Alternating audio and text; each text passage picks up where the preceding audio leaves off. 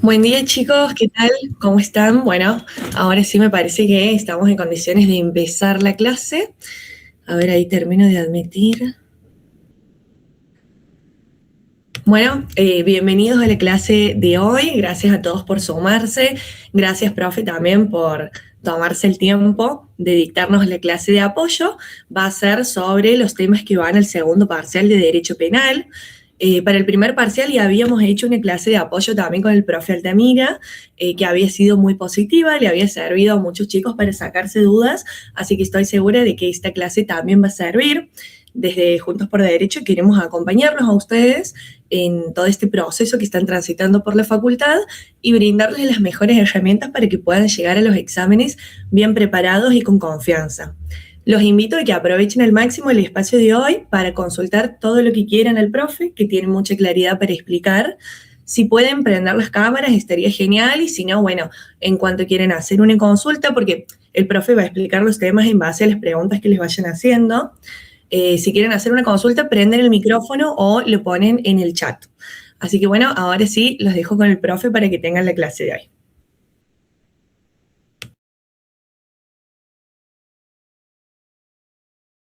Profe, el micrófono. Gracias, Lucía. Buenos días, ¿cómo están? Bueno, ¿cómo vamos a hacer con la modalidad? Me parece que empecemos con preguntas y yo voy a ir intentando responderlas con la aclaración básica que es necesario que yo haga para que no tengan ustedes ningún inconveniente y tampoco yo.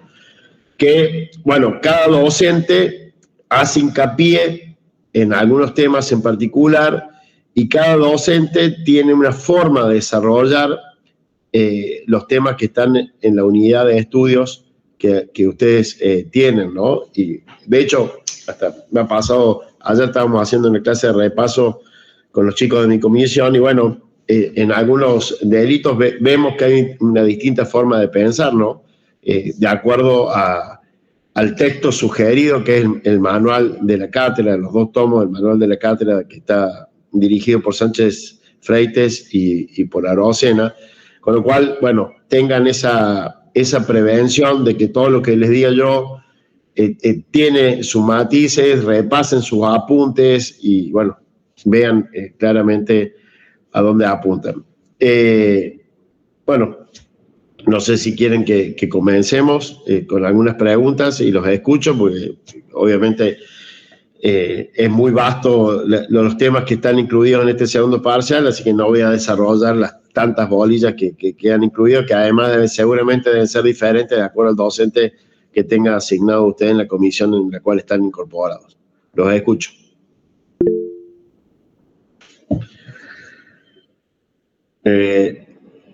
A ver, ahí estoy poniendo el chat. Luna Vega. ¿Cuál es la diferencia entre muerte preterintencional de la víctima secuestrada y su muerte intencional? Bueno, el delito de secuestro coactivo o secuestro extorsivo, que ustedes, como ustedes ya saben, tienen la misma estructura típica, están tipificados en el artículo 142 bis y 170.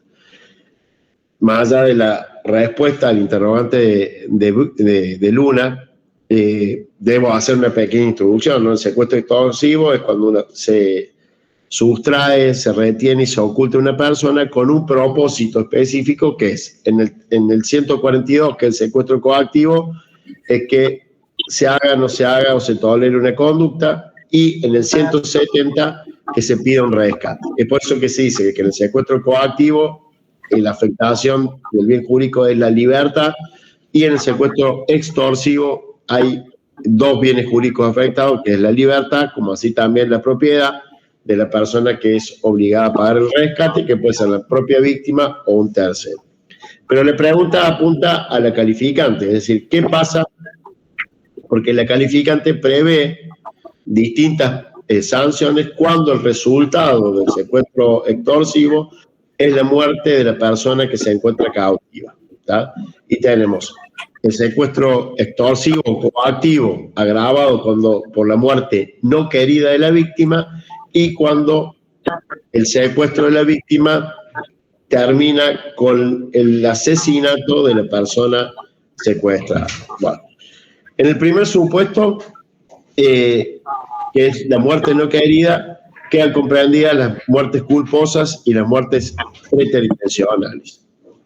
En la muerte querida hay un propósito, hay una intención de asesinar a la víctima, siempre y cuando, por supuesto, no concurra el supuesto de hecho previsto por el homicidio, crímenes, causas, que seguramente es más específico.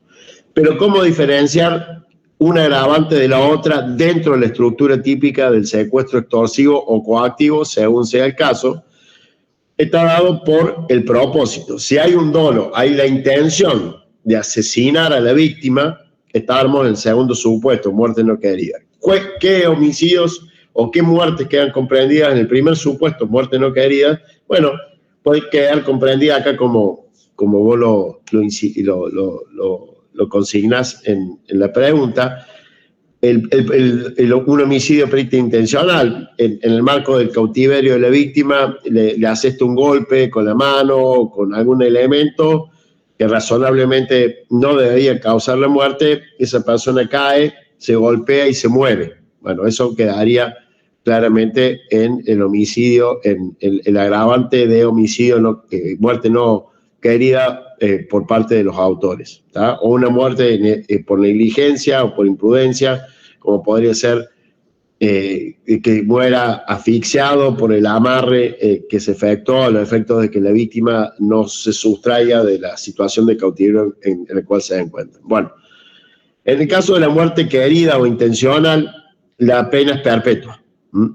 Eso, porque parte de la pregunta es cómo impacta la pena. Bueno, la pena es perpetua, es decir, una pena absoluta que no tiene posibilidad de ser mesurada por el juez, es una pena absoluta. En caso de que se aplique el homicidio, el secuestro extorsivo por muerte no querida, estamos en presencia de una muerte no querida que tiene una pena relativa, es decir, que permite que el juez oscile entre el mínimo y el máximo a los efectos de establecer la pena. A ver, no sé si es con eso... Creo que hay alguien que ha levantado la mano hace un ratito, si quiere, Melissa. Melissa. Si quieres hacer la pregunta antes de que hay otras en el chat, pero bueno, estabas primera. Buen día. Yo quería, si puede explicar un poquito el delito de trata de personas y cómo se consuma el delito de la trata. Bueno, lo primero que tenemos que tener presente del delito de trata de personas es que es un delito contra la libertad. Tenemos que tener presente que es un delito contra la libertad. Después vamos a ver que dentro de las explotaciones van dirigidas a afectar distintos bienes jurídicos, pero esencialmente la conducta de trata de personas afectan la libertad. En este contexto se dice, es más, que la libertad, la trata de personas es la esclavitud de esta etapa moderna, nuestra contemporánea, de una forma más larvada, es decir, ya no tenemos esclavos con grillos que no se pueden mover, sino que tenemos otras formas donde los captores de las víctimas de trata utilizan otros medios para anular la libertad de las personas, ¿tá? En ese marco, la Argentina, adscribiéndose al protocolo de Palermo, un compromiso que ha suscrito a nivel internacional para erradicar delitos cometidos por organizaciones internacionales. Entre esos delitos está la trata de personas. ¿Cuáles son las conductas que están previstas en la trata de personas? Bueno, todos los eslabones que componen la larga cadena de conductas que colaboran para tratar o cautivar a una persona en este sentido. Tenemos desde la persona que capta la voluntad, la persona que ofrece a la víctima, la persona que traslada a la víctima, aquella que la recibe y la que le da alojamiento. Las conductas típicas son estas, las acciones, los verbos típicos son estos que acabo de describir, todos con un propósito. El propósito es la explotación. Cautivar la voluntad, captar la voluntad de una persona, trasladarla, recibirla y alojarla con el propósito de explotarla, ya bastaría para dar por consumado el delito. Ahí estoy respondiendo también parte de tu pregunta. No es necesario, porque es un delito que tiene un componente subjetivo que trasciende la conducta típica. Es decir, la conducta típica es captar la voluntad, trasladar, recibir y alojar con el propósito de que la víctima del delito sea explotada. Ahí ya tendríamos todos los elementos que permiten consumarlo, tenerlo por consumado. ¿Cuáles son las explotaciones que la ley de trata de personas considera típicas? Bueno, están establecidas en el artículo 2 y tienen que ver con someter a la víctima a esclavitud o servidumbre, tiene que ver con la explotación sexual, tiene que ver con la producción de imágenes de pornografía infantil, tiene que ver con la explotación laboral, tiene que ver con el tráfico de órganos y fluidos, tiene que ver con los matrimonios no consentidos. Es taxativa la lista de explotaciones que están previstas como objeto de la actividad de los tratantes. En caso de que estas explotaciones se lleguen a consumar, es decir, que además del traslado, esta víctima del delito sea finalmente explotada, esto constituirá una agravante, no un elemento necesario para que se consuma el delito. Vuelvo a repetir, la captación de la voluntad de la persona, el traslado de la persona, el alojamiento y la receptación de la persona en esa condición ya basta para consumar el delito cuando su propósito es la explotación. Ahora bien, si estas explotaciones que yo he mencionado además se llevan a cabo, tendremos un agravante y seguramente habrá un concurso porque las explotaciones que he descrito son delitos autónomos que seguramente ustedes han visto, como es la explotación sexual, como es la producción de pornografía infantil, como es el trabajo forzoso, que también lo han visto, como la esclavitud o la servidumbre, que son delitos autónomos. Entonces seguramente tendremos una trata de personas agravada porque la explotación se ha consumado en concurso con los delitos que comprenden este tipo de explotaciones que están establecidas en la ley de trata. No sé, Melissa, si con eso respondo tu pregunta. Sí, yo tenía la duda, si una persona, por ejemplo, Juan era el que captaba, Pedro es el que trasladaba. Si hay una cadena, no siempre es la misma persona. Son conductas alternativas. Después, bueno, habrá que ver la responsabilidad de cada uno, pero son conductas alternativas que incluso las puede consumar una misma persona y ser la persona que capta la voluntad, la traslada y la acoge, o puede haber distintos intervinientes, todos responsables por el delito, porque son conductas autónomas alternativas. Bien, gracias. Las puede cometer una misma persona. Listo, gracias, profe. Bueno, después Ezequiel Brochero pregunta: me gustaría saber si puede explicar sobre la identidad sexual las agravantes de la figura básica y de la figura agravada. Bueno, ustedes saben que el abuso sexual consiste en abusar sexualmente. Así es la descripción. Abusar, que implica un tocamiento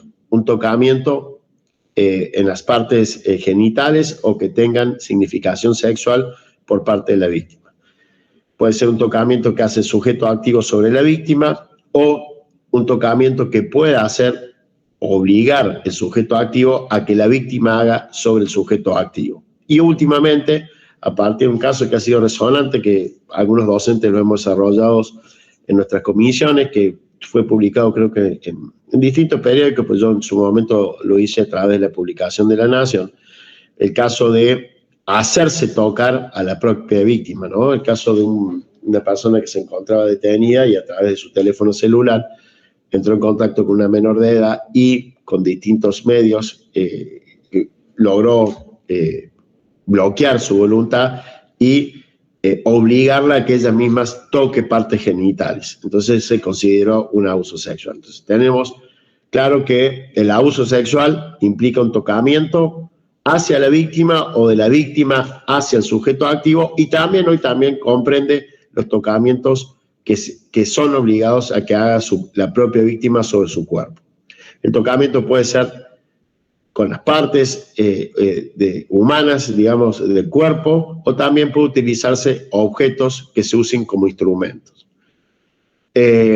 Como bien sabemos, el delito de abuso sexual requiere medios doblegantes de la voluntad, porque las relaciones sexuales en sí mismas no están prohibidas, es algo natural, es algo que se hace con amor o se hace por placer, por cualquiera de los dos motivos, es algo que forma parte de nuestra vida, las relaciones sexuales. Lo que la convierte en delictiva es el medio utilizado. El medio utilizado porque doblegamos la voluntad de la víctima a través de violencia, amenazas, aprovechamiento de una situación de poder o de jerarquía, o porque nos aprovechamos de la situación de la víctima que está privada de razón, es decir, cuando tiene alguna enfermedad mental que impide comprender el acto en sí. Bueno, acá no voy a desarrollar mucho, pero bueno, con algunas particularidades que puede generar el derecho al trato sexual por parte de quienes tengan algún problema de salud mental, y también puede darse cuando está privada de sentido, es decir, cuando la persona momentáneamente no puede comprender, no puede consentir lo que pasa, que es el típico caso de intoxicación por alcohol o intoxicación por drogas, o porque se encuentra inconsciente por alguna circunstancia en particular que está privada de sentido y no puede consentir el acto. También se considera una circunstancia, el error también, ¿no? Ya más de laboratorio, pero que puede implicar un no consentimiento. Y por supuesto tenemos el supuesto que el legislador presume iuris tantum de que los menores de 12 años no tienen capacidad para poder comprender la significación del acto sexual. Entonces se entiende que cualquier acto sexual de un menor de 12 años es sin consentimiento, justamente por esta presunción legal. Esta sería básicamente la figura que constituye la base del artículo 119 de los delitos contra la integridad sexual. Luego tenemos la agravante prevista en el segundo párrafo del artículo 119, que es el abuso sexual que es gravemente ultrajante. Yo en mi comisión, y esto hago la aclaración en mi comisión, siempre digo que es una figura bastante controvertida. ¿Por qué? Porque la agravante de gravemente ultrajante establece que el abuso sexual puede ser gravemente ultrajante por el modo o por la duración, ¿tá? En líneas generales, el fundamento del agravante, y esto es importante que sepan, cada agravante tiene un fundamento por medio del cual el legislador considera que esa conducta es más grave que la figura básica. El fundamento que ha establecido la doctrina y la jurisprudencia en relación al gravemente ultrajante es que hay un plus de humillación a la víctima. O sea, cualquier abuso sexual afecta la integridad sexual, pero además, en el gravemente ultrajante, hay un plus de humillación. Hay un plus de afectación a la víctima que va más allá de la afectación a su integridad sexual. Bueno, el problema que, a mi entender, radica es que hay casos que seguramente son fáciles de discernir de que son gravemente ultrajantes, pero otros que quedan en una línea divisoria bastante difusa. ¿Por qué? Porque, bueno, sobre conductas sexuales y sobre el sexo en sí no deja de haber una cuestión cultural, al ser una cuestión tabú. Entonces, ¿cómo determinar cuándo algo es más humillante en relación al modo? Ya de por sí hay un abuso, el abuso sexual implica una afectación de la integridad y el modo, bueno, podríamos decir, bueno, si lo obligó a tener relaciones sexuales con un perro, bueno, podríamos decir un caso bastante, digamos, sustancialmente claro de que hay una afectación y hay una humillación, o alguien que se abusa sexualmente en público, por ejemplo, en frente de un aula. Entonces sí, hay una humillación, un plus de humillación.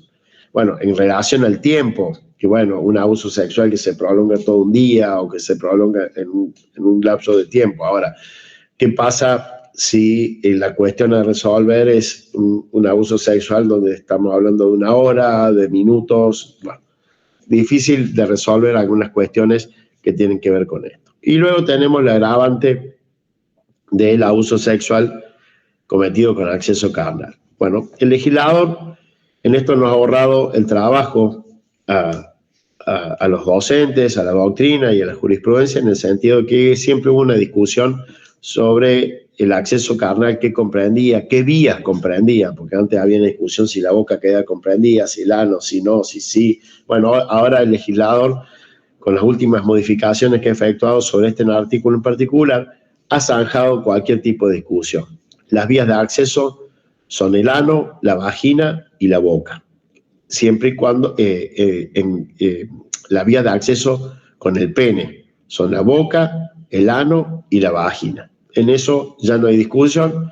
Cualquiera de estas tres vías, cuando el acceso carnal se configure a través del pene, da lugar al agravante del párrafo tercero. Pero también han quedado comprendidos las partes del cuerpo y objetos análogos cuando se introduzcan por el ano y la vagina, no así en la boca.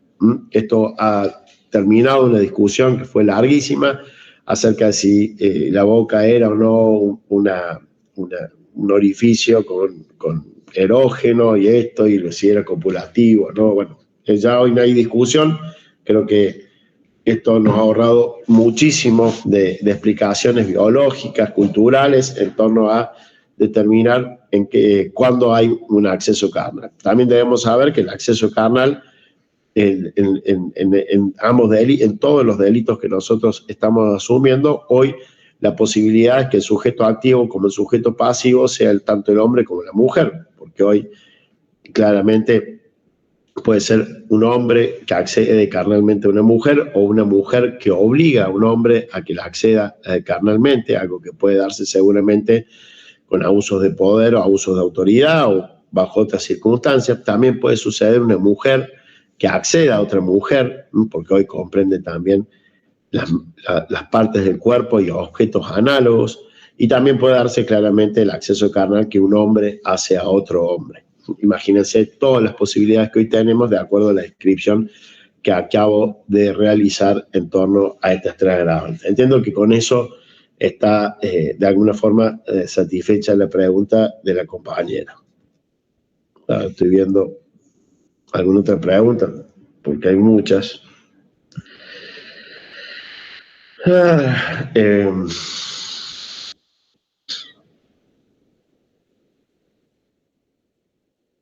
Asociación ilícita. Bueno, han llegado a incorporar esta figura en el parcial. Se ve que van avanzados en esa comisión. Bueno, la asociación ilícita, acá la alumna María Paz me pone que no la logra comprender, y la entiendo, porque en realidad nadie logra comprender esta figura delictiva. Ya me pongo un poco conflictivo, porque los tribunales tampoco lo logran comprender, y la fiscalía tampoco, y los defensores tampoco lo logramos comprender. ¿Por qué? Porque es una figura muy controvertida. ¿Por qué controvertida? Primero, porque adelanta excesivamente la punibilidad. Ustedes saben que la regla de punibilidad que surge del artículo 19 es que haya lesión a terceras personas, que es lo que justifica la intervención de magistrados. Excepcionalmente, el legislador ha previsto la posibilidad de adelantar punibilidad y castigar delitos de peligro concreto, y también de peligro abstracto. Y la tentativa, claramente, que es el inicio de una ejecución de un delito, pero que no termina en un resultado por distintos motivos. Bueno, acá el legislador por la gravedad que atiende de las asociaciones que se dedican a cometer delitos de manera indeterminada, ha decidido adelantar la punibilidad a actos preparatorios. Bueno, hecha esta aclaración, el bien jurídico en la asociación ilícita es el orden público. Y acá viene otro problema. ¿Qué es el orden público? ¿Qué es el orden público? Bueno, hay distintas críticas de la doctrina, pero sobre todo hay una crítica de la Corte Interamericana de Derechos Humanos en lo que se conoce como una opinión consultiva, es decir, un Estado como por ejemplo fue Uruguay, le preguntó a la Corte, ¿qué entiende por el concepto de ley? Y cuando estaba desarrollando qué es el concepto de ley para la Convención Americana de Derechos Humanos, hizo una crítica al orden público como bien jurídico, como motivo de intervención del Estado, al decir que es una frase o un concepto bastante difuso y amplio y que permite arbitrariedades. Acá en Argentina también, al analizar esta figura en concreto, hay distintas visiones. Pero básicamente se dice que el orden público tiene que ver o se puede equiparar a lo que se conoce como tranquilidad pública, es decir, a la sensación de sosiego, a la afectación de sosiego, es decir, esa tranquilidad que nosotros tenemos de salir a la calle y que no vamos a ser secuestrados por una banda criminal que está azotando a un sector de la población. Esa sensación que tenemos que no vamos a salir a la calle y vamos a ser acribillados por una asociación criminal.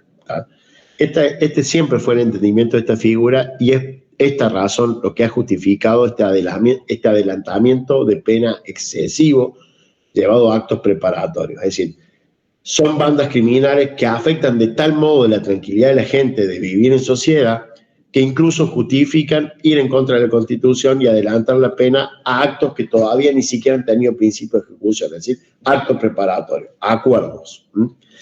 ¿Qué pasa? La aplicación de esta figura que tiene penas altas y que no requiere acreditar resultados ha llevado a la jurisprudencia, sobre todo, es decir, al actuar de jueces y fiscales, de utilizar esta figura para cualquier delito. Por ejemplo, una asociación que se dedica a estafar gente, mediante venta de planes de compra de vehículos, planes sociales para compra de viviendas y demás. Bueno, se ha entendido que algún sector de que esto afecta la tranquilidad porque afecta la confianza que tiene la gente en las leyes, en el cumplimiento de las leyes y demás. Bueno, esa no ha sido la visión de la Corte Suprema de Justicia en un fallo muy conocido del año 2001 que se llama Stancanelli, donde la Corte dice justamente en un caso resonante porque implicaba la situación procesal del presidente de la Nación, Carlos Saúl Menem, a quien le atribuían haber orquestado con algunos de sus ministros venta de armamento de forma ilegal en contrabando. Bueno, allí además pesaba la calificación de asociación ilícita y la Corte Suprema dijo que a pesar de este hecho, de esta trascendencia, venta internacional de armas a países que estaban en guerra,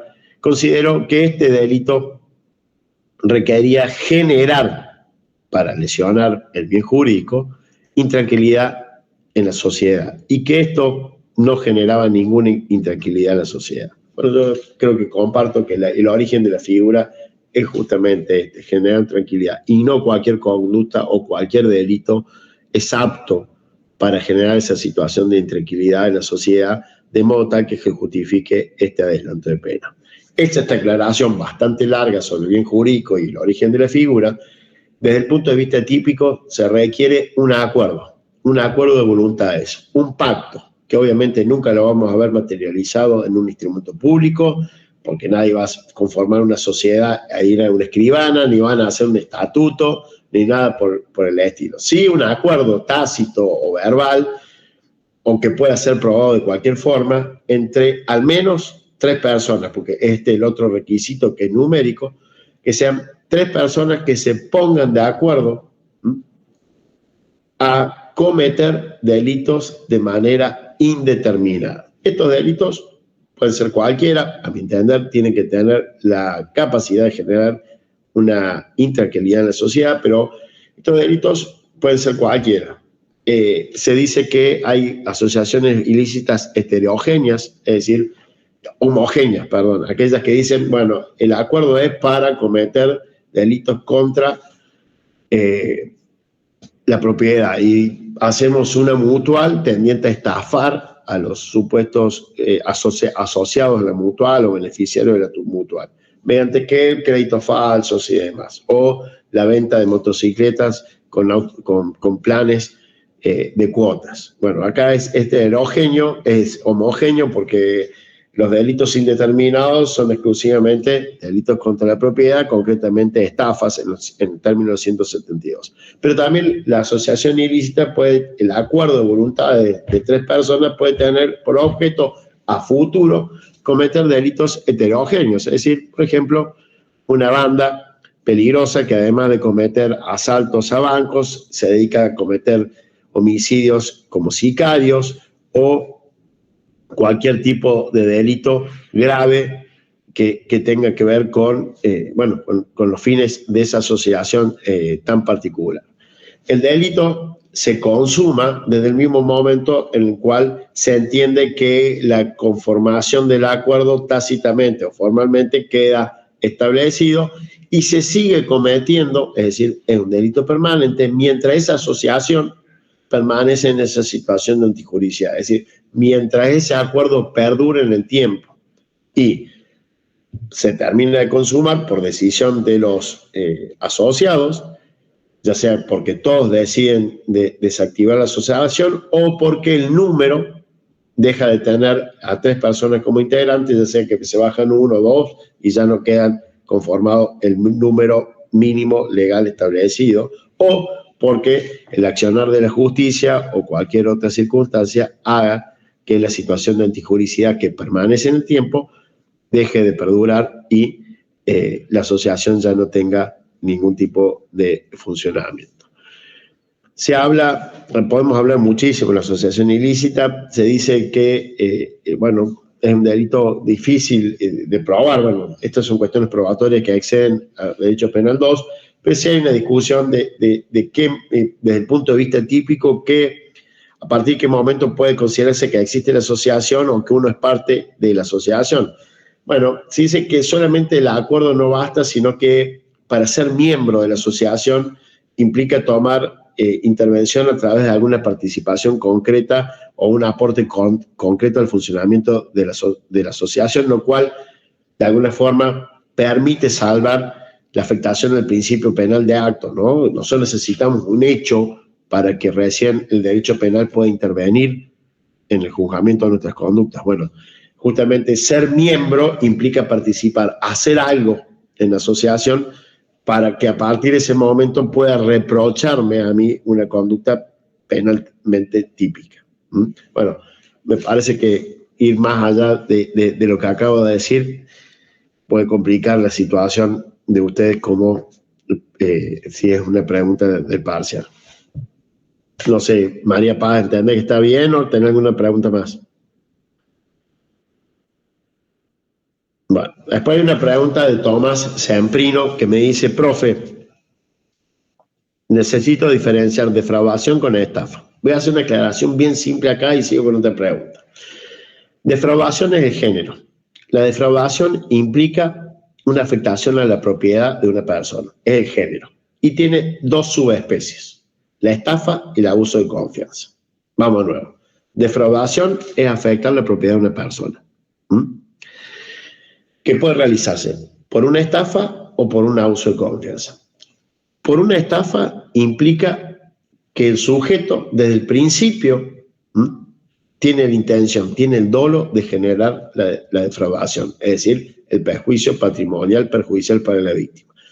¿Cómo? Mediante un ardid o un engaño. ¿Qué es un ardid? ¿Qué es un engaño? Bueno, son los medios para generar un error en la víctima y que la víctima, como consecuencia de ese error, haga un desprendimiento patrimonial que le es perjudicial. ¿Qué es un ardid y qué es un engaño? Engaño es simplemente faltar a la verdad. Ese es un engaño, faltar a la verdad. ¿Qué es un ardid? Es una maquinación, es un artificio, es el montaje de una infraestructura tendiente a engañar. Entonces, tenemos un ardid o un engaño. La falta de la verdad de lo que se dice o se hace, o un ardid, que es la maquinación, el artificio, el montaje de una estructura, infraestructura tendiente a engañar. El engaño justamente es la consecuencia de ese ardid o ese el error, perdón, es la consecuencia de ese engaño o ese ardid que genera un error en la víctima, a partir de la cual la víctima hace un desprendimiento que le es perjudicial para su patrimonio. Desde el principio hay dolo, hay el propósito de lograr el desprendimiento patrimonial perjudicial. En cambio, la otra modalidad de defraudación, la otra subespecie de defraudación, es el abuso de confianza, donde el sujeto activo del delito entra en posesión, en tenencia o en contacto del patrimonio de manera legítima. Es decir, al principio la relación es legítima, es lícita. Luego, el sujeto activo, abusando de la confianza del sujeto pasivo que le entrega el patrimonio, defrauda, lo perjudica patrimonialmente. ¿Cuáles son los típicos casos de abuso de confianza? Bueno, el inciso 2 del artículo 173, que es la retención indebida de un elemento. Por ejemplo, yo le llevo al mecánico el vehículo, él entra en posesión de mi vehículo y después no me lo devuelve. Es una retención indebida. Para que proceda la retención indebida, debo ponerlo en mora, es decir, tiene que haber un plazo a partir del cual el sujeto pasivo, el activo, no cumple. Y el típico caso de abuso de confianza es la administración fraudulenta que está prevista en el artículo 173, inciso 7, que es, por ejemplo, el gerente de una empresa o de un banco a quienes le damos la administración y la disposición de nuestro patrimonio, es decir, le entra en contacto con nuestro patrimonio de forma legítima y luego por distintos actos defraudatorios nos perjudica. Entonces, hay una relación legítima que luego, por actuar del sujeto activo, pasa a ser ilegítima. Es decir, acá no tenemos un dolo inicial, sino que tenemos un dolo posterior a que el sujeto pasivo nos haga entrega de la disposición o administración de nuestro patrimonio. A ver, vamos. Me complica un poco el tema de la corrupción de menores. Lo voy muy similar gravemente al trabajante. Bueno, Martín Ignacio Jorge. Pregunta que se le complica el delito de corrupción de menores, y acá también voy a coincidir con Martín, se le complica a todo el mundo. Tal es así que el delito de corrupción de menores es una figura que en varios proyectos o anteproyectos de Código Penal ha querido ser erradicada. ¿Por qué? Porque generalmente la corrupción de menores ocurre también cuando ocurre un abuso sexual o un abuso sexual gravemente ultrajante, que es tu pregunta, que se te confunden. Y sí, cualquier delito que uno cometa contra un menor de edad seguramente va a generar su corrupción. Nosotros, cuando vemos los delitos contra la integridad, vemos las figuras básicas que afectan a la integridad sexual en sí misma, pero después tenemos dos conductas, que una afecta en cuanto al modo y otro en cuanto al motivo. En cuanto al motivo es la promoción o facilitación de la prostitución o la explotación sexual en sí misma. ¿Por qué se castigan estas conductas de prostitución, de promoción o facilitación o protección o explotación? Porque lo que se afecta es el motivo. Ya no es el placer que genera el sexo, ya no es el amor que está vinculado al sexo, sino que es la obtención de dinero que motiva el sexo. Y el delito de corrupción de menores tiene que ver en cuanto al modo, es decir, las conductas sexuales que se consideran normales para un menor. Y ahí ya tenemos un problema también, ¿no? ¿Por qué tenemos un problema? Porque ¿qué es normal en el sexo? Y esto no es por querer presentarme conflictivo, pero en la realidad el sexo es una cuestión cultural que va cambiando de regiones, de países y de edades y de culturas. Entonces, ¿qué es normal en el sexo? Bueno, lo que sí, que quizá en la práctica no haya discusión, si uno abusa sexualmente de un menor, lo está corrompiendo. Entonces, volviendo a la pregunta, la corrupción de menores es afectar la integridad sexual de un menor en cuanto al modo. Tenemos que tener claro que el sujeto pasivo siempre tiene que ser un menor de 18 años, edad que es correspondiente a la Convención de los Derechos del Niño, ¿ya? Que se considera niño. Ahora, ¿cómo se afecta? ¿Cómo se corrompe un menor? Bueno, cuando se afecta, cuando el sexo es, cuando se afecta, cuando se lo corrompe porque el acto es perverso en sí mismo, cuando el acto es prematuro, antes de una edad cierta, y cuando el acto es excesivo, excesivamente lujurioso o excesivamente en cuanto a la repetición. Como vemos, son aspectos que son culturales, que son difíciles de delimitar. Seguramente hay casos muy extremos que no generan ningún tipo de controversia, pero en general, como le digo, el sexo es tabú, el sexo es cultural y genera este tipo de inconvenientes. Seguramente, como cuando tengan un acto de corrupción de menores, este va a estar vinculado a otro delito, a un abuso sexual simple, gravemente ultrajante con acceso carnal o algo que tenga que ver con la pornografía infantil y demás, o la misma ejercicio de prostitución o promoción de la prostitución.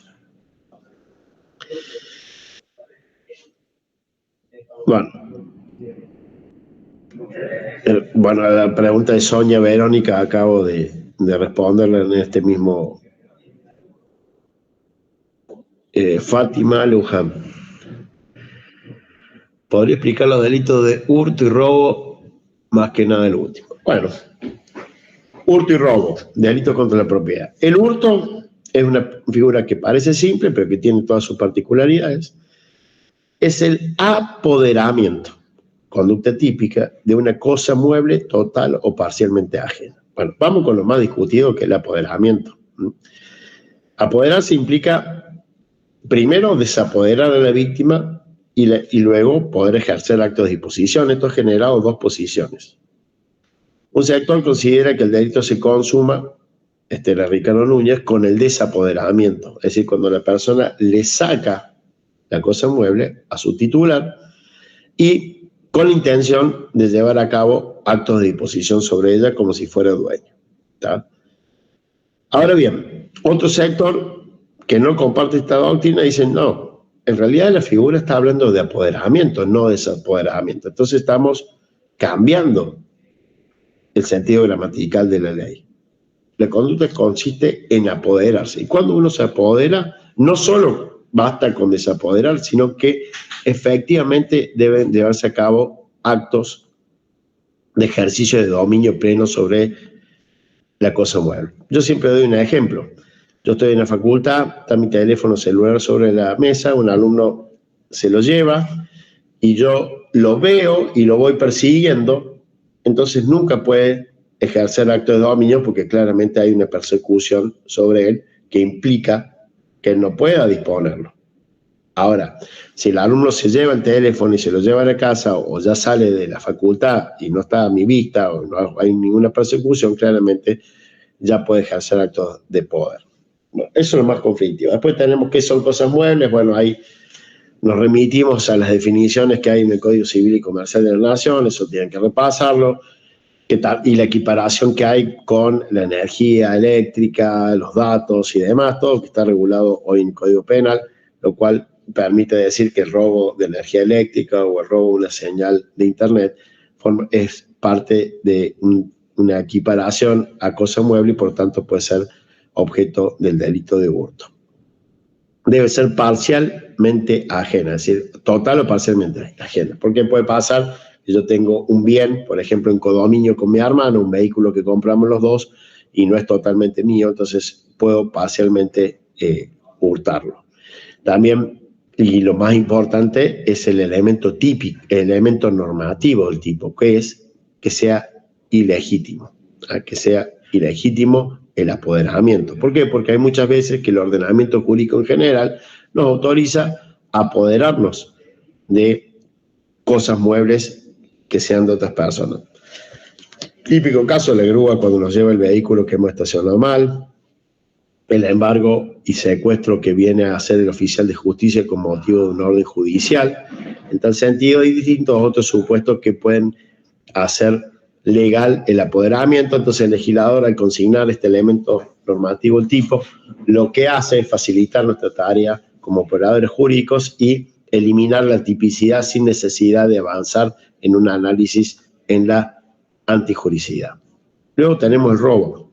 Bueno, hay distintas agravantes del hurto que sería bueno que le repasen, pero luego tenemos el robo, que es la misma estructura típica, el apoderamiento ilegítimo de una cosa mueble, total o parcialmente ajena, pero mediante el uso de fuerza sobre las cosas o violencia sobre las personas. Vamos de atrás para adelante. O sea, lo que cambia de la estructura típica es que se requiere un medio específico. El primero, el segundo de ellos, la violencia de las personas. ¿Qué es la violencia? El ejercicio de energía física contra un sujeto, que por una equiparación que ha hecho el Código Penal en el artículo 78 del Código Penal, también equipara a la fuerza el uso de medios narcóticos e hipnóticos. Hace una equiparación. Violencia que es, por ejemplo, agarrarla de pelo en la calle de una persona para sacarle la cartera. Hay violencia sobre una persona. ¿Y qué fuerza en las cosas que quizás lo que ha traído mayor discusión? También es la energía, el uso de energía sobre una cosa, pero el legislador, la fuerza muchas veces ha generado problemas en la casuística. ¿Qué tipo de fuerza es la que hace típica la conducta de robo del 164? Porque la fuerza que yo hago para abrir un portón no es típica. ¿Por qué? Porque es la fuerza necesaria para mover ese portón y es su función natural. Ahora, quizá haga menos fuerza si rompo el blister que amarra la alarma sobre una prenda en una tienda o en un comercio de ropa. Entonces, esto ha llevado a que la jurisprudencia se exprese, y cuando hablamos de fuerza sobre las cosas, es la fuerza necesaria para quebrar o violentar los medios o los obstáculos que ha puesto el sujeto pasivo para evitar que alguien se apodere de esa cosa. Entonces, por ejemplo, se sostenía el blister que contiene a la afeitadora en los supermercados. Esa fuerza que hacemos para sacarlo, ¿es típica del robo? No. En realidad, el blister está puesto no para evitar que alguien lo robe, sino para exhibirlo. Y así podemos hablar de distintos supuestos. Bueno, por supuesto la casuística es inabarcable, pero lo que ustedes tienen que saber conceptualmente, que la violencia y la fuerza sobre las cosas es una fuerza necesaria para quebrar, para violentar aquellos obstáculos que ha puesto el sujeto pasivo para evitar justamente que nosotros nos apoderemos de esos bienes muebles que son objeto de la figura.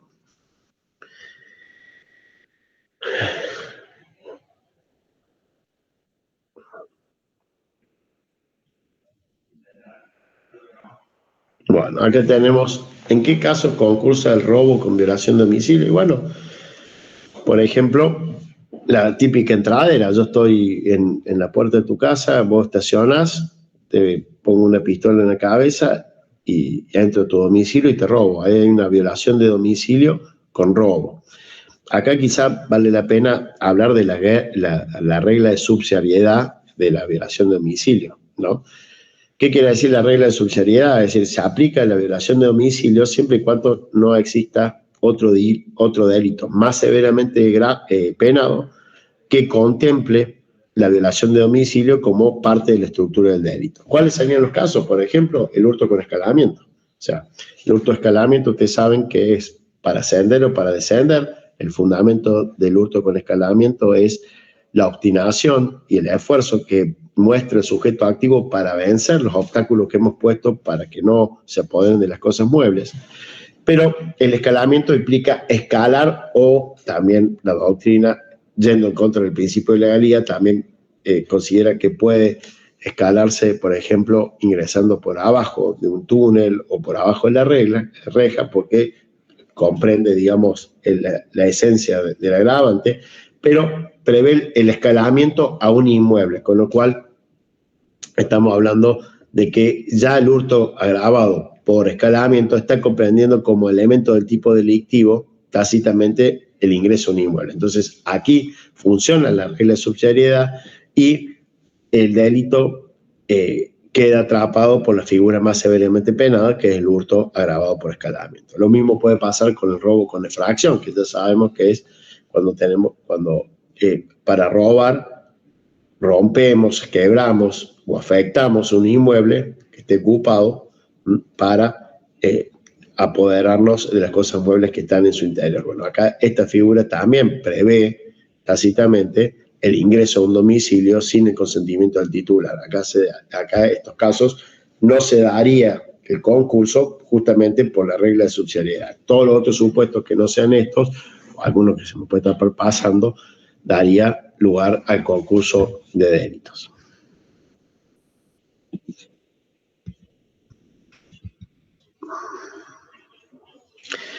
¿A qué se refiere el programa en los delitos sexuales con acción penal? Bueno, nosotros sabemos, y esto viene de la parte general de Derecho Penal 1, que la regla en la persecución de delitos es que se persiguen de oficio, es decir, que frente a una noticia de un hecho delictivo, los fiscales están obligados a investigar, a perseguir, a instar la acción penal y perseguir y esclarecer los hechos. Bueno, el legislador, por cuestiones de política criminal, para ciertos delitos establece que la instancia es privada, es decir, que el legislador, que los fiscales solo van a investigar cuando la víctima del delito habilita la instancia, es decir, cuando lo autorice. Porque, por ejemplo, en los delitos sexuales se ha considerado que muchas veces las víctimas prefieren que el delito no se investigue para no ser revictimizada con el proceso.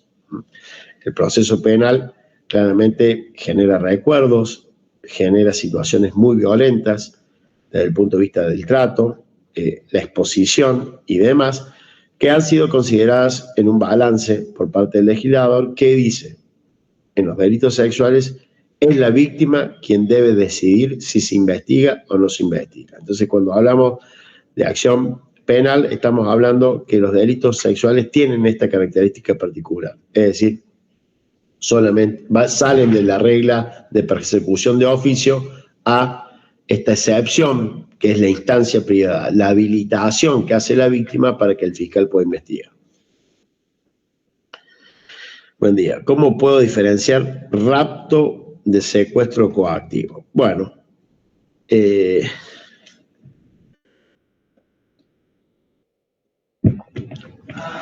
primer lugar, el secuestro coactivo, hay una sustracción, retención y ocultamiento de la víctima. La sustracción implica sacar a la persona del lugar en el cual se encuentra para llevarlo a otro. Y la retención, que es evitar que la persona salga del lugar donde se encuentre. Ocultar es obviamente sacar, evitar que las personas que lo buscan lo encuentren. Bueno, hay una similitud con el rapto. Lo que cambia es la finalidad. En el secuestro coactivo, el propósito de la persona que toma, el propósito de sustraer a la persona es hacer que la víctima haga, no haga o deje de hacer algo de su voluntad, tanto la víctima como un tercero. Es decir, coaccionar mediante el secuestro de la víctima para que otro haga o no haga o deje de hacer contra la persona. En cambio, el rapto es una conducta más vinculada a la integridad sexual, porque el motivo de esta privación de libertad tiene que ver con cometer delitos contra la integridad sexual, indeterminados en ese momento. Es decir, es como un acto preparatorio de un delito contra la integridad sexual. Hay un propósito específico. Hay una privación de libertad por error, por astucia, por cierto ejercicio de violencia que puede existir, pero siempre tiene por objetivo una futura afectación a la integridad sexual. En cambio, en el secuestro coactivo, la finalidad es otra. O sea, la diferencia radica exclusivamente en el propósito que trasciende a la privación de libertad.